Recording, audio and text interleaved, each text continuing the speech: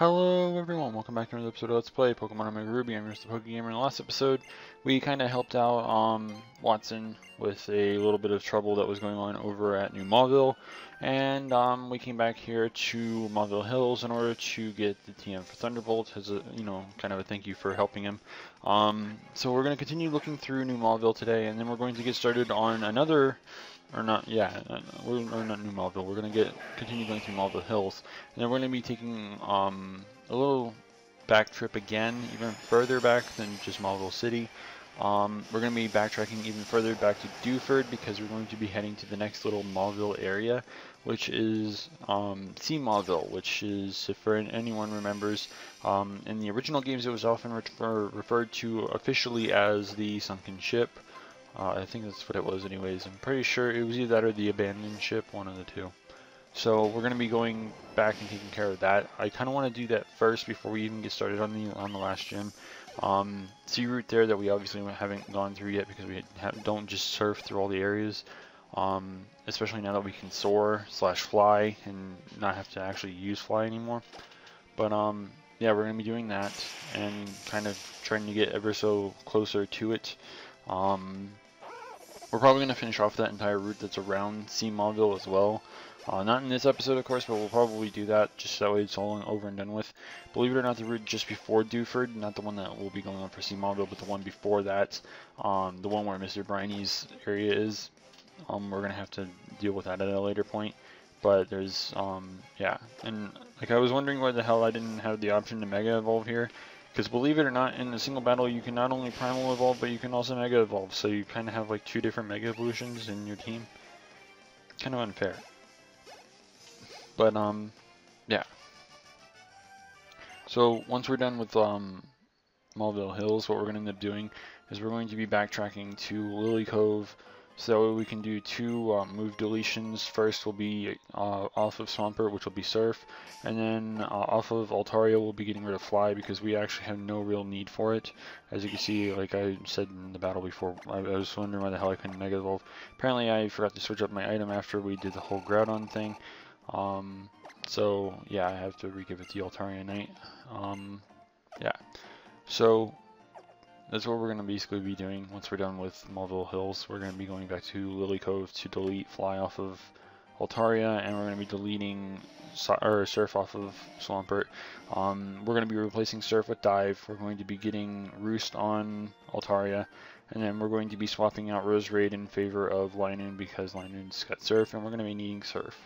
So in order to do anything really at Sea Mauville, you do need to have Surf and Dive.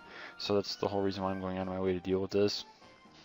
So I'm not entirely sure what I'm going to be planning on doing whenever it comes to the whole like Victory Road HM thing, but because I know that we need at least, I think, Surf, Strength, Rock Smash, and Waterfall. I don't think you need Dive in that place. I don't think it's mandatory anyway, but yeah. I can't remember if we actually got like Rock Smash from this guy or not. I really can't remember it. It's been so long, but yeah.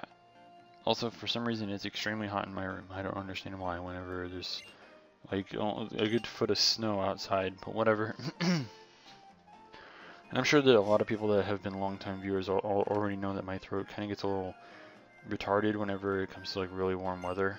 Same with kind of like really, really freezing weather. That one I'm sure people didn't already know, but yeah, it's weird. I don't understand why I'm like that, but whatever. And this is actually a house that we've already been to, because I remember her saying ice cream and all that other shit. One other thing that I forgot that we could do in other places is some of them have these little back areas. I don't know if all of them do or not, but you can go out on the balconies and you can see a few things there. I think the only balconies that you can go on that you can actually see stuff on is I think this one and I think Watson's.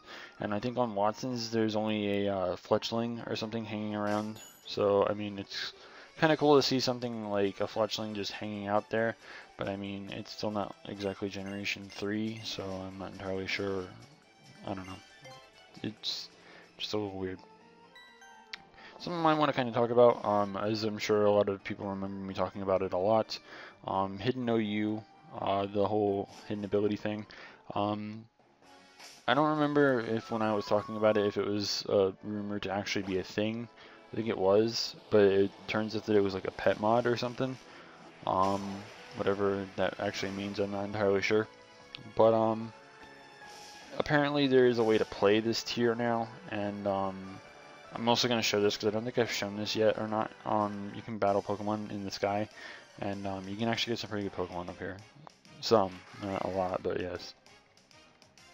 But as I was saying, when it comes to Hidden OU, if you actually want to play this tier on something like Showdown, there is a private Showdown server that you can actually play Hidden OU on. So if you wanted to play it, you can do that. And I'm sure that a lot of people also remember me talking about the whole PC edit thing, the thing where you can use your 3DS's web browser to, change up your PC boxes basically, by using some kind of coding through the web browser. If you use the PK hex thing as PK hacks, you change the E in hex to NA on the actual program, it'll allow you to open up the program in illegal mode, quote unquote, and you can make Pokemon however you feel like. So if you wanted to actually make Pokemon that were of, Hidden OU to play them that way, I'm not sure if you can actually use them over Wi-Fi. Obviously they're not legit, but I mean, if you can, that's absolutely ridiculous, but if not, then, I'm sure you can play them via infrared, so I'm assuming that's, either way you can use them, either against friends or people online. Pretty sure they won't make their way into the battle spot. I'm sure that that's an absolute given, that they would probably just ban your account from ever being able to really do anything like that ever again, somehow. I'm not sure how they handle that, but, yeah. So, I mean, if you guys want to play the tier without having to worry about, like, actually having to make the Pokemon on your game or stuff like that, there is a private Showdown server. To kind of spell it out, it's literally just like the entire link. Okay. joimslab.psim.us. I'll probably link it in the description. I forgot to link other things in the description of the last video as well. So I'll probably link them in that, and then link the, server in here if you guys actually want it. Because I mean, that's just the thing. So I was going to get this at Dewford. I don't know which one will really be faster, but I decided I was going to do the switch out here and bring Linoon with us in favor of, Rose Raid. It's partly just to kind of make sure that we get to use Groudon a little bit more, despite the fact that I should probably stop leading it, if nothing else, because of its long-ass animation. I mean, I don't know. The thing is, I'm sure a lot of people are a little bit iffy on the whole soaring thing. While it is convenient in the sense that you don't have to waste a move for like an HM, it's still a tad bit slower. But I mean, just pressing B allows you to help. It helps you speed up a bit. But I mean, still, it's not like, oh, we suddenly fly on a Pokemon and oh, we're suddenly in a town. You actually have to fly all over the region. So I don't know. It just seems like it's convenient, but at the same time, it can be inconvenient. It seems like it'd be faster to just use regular fly, but at the same time, So like I said, we're going to probably handle this route as well. Like, we're going to obviously do see Mauville on the way, of course, but we're probably going to finish off this entire route so that way we don't have to worry about it. For anyone that actually thinks that the experience isn't really relevant, I believe it's either this battle or the next one where we actually see someone level up. So I mean, despite the fact that we don't get very much experience, it's definitely still worthwhile to have a little bit of extra experience under our belt. I mean, why not? So I don't know about everyone else, but I mean, it's free experience. I feel like it's okay to take it. And besides, we're going to be having to come back to see Mauville at a later time. At least I'm assuming. I'm not entirely sure if we can do anything right now. It'd be kind of weird if we could. And I really wouldn't want to do it right now, just because it would be a huge pain in the ass.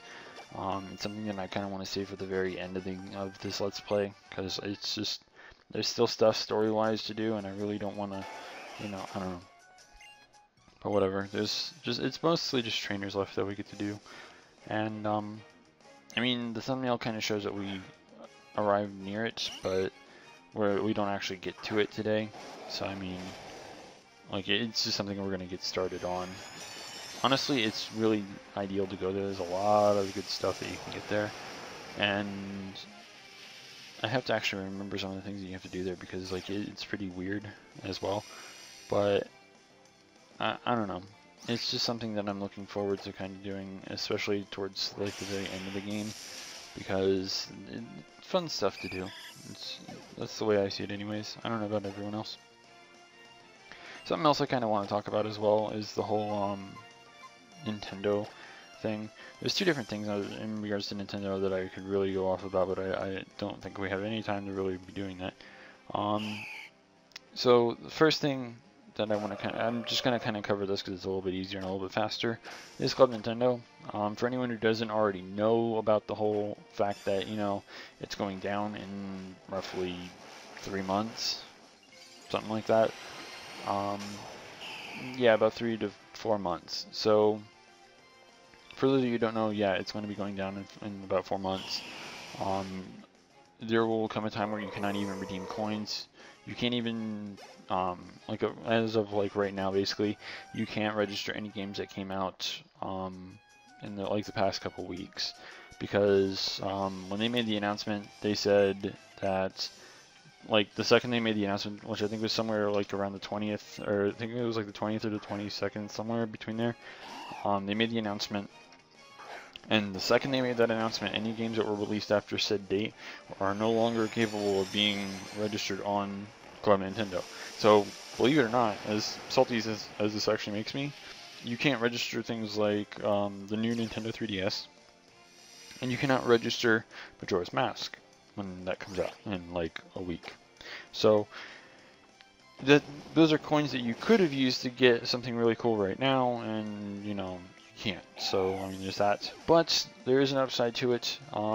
Says probably, I don't know when this actually started, but I know that it was a thing, I think really late on the 2nd, definitely into the 3rd. Club Nintendo added a bunch of games that you can get, including some actual 3DS titles, and even I think there was a few like actual Wii and Wii U titles on there. So I know that Kid Icarus Uprising is on there. I know that Sticker Star for Mario is on there. Donkey Kong Country is on there, and I think there was something else. Or Super Mario, or not Super Mario, but I didn't think of it. Star Fox 64 3D is on there. So I mean, the reason why I'm a little bit salty is because I don't have any other games that I can really register, and there's 700 coins. I currently am sitting on 500, so hooray me. Cool thing is though, you can get Yoshi's Island for the Wii U. You can get Majora's Mask. You can actually get Majora's Mask on your Wii or your Wii U. If you have a Wii U, you obviously have to be able to use your Wii menu, which also requires you to have like the Wiimote and stuff like that. I don't have that, unfortunately. I don't really know if I want to spend $25 to get that just to buy the actual 3DS version of the game literally on the day of release. Seems kind of foolish, but at the same time, I mean, getting a digital copy of Majora's Mask on my Wii U to play on my television would be fantastic. I don't know. I'm still considering it just because I don't know how long I have to actually redeem these coins. I have to relook into it. I think it's somewhere towards the end of March or maybe even in April. But yeah, something like that. I think the site actually says until June 30th or something like that. So I'm not entirely sure how long I have. I would definitely like to have a digital copy of the game just to have it.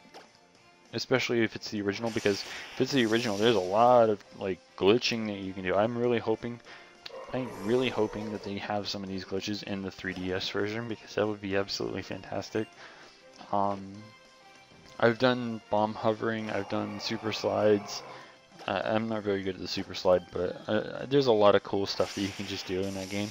And honestly, if they're still possible in the 3DS version, should I ever get around to Let's Playing the game, I definitely want to show them off, because it's going to be just absolutely hilarious.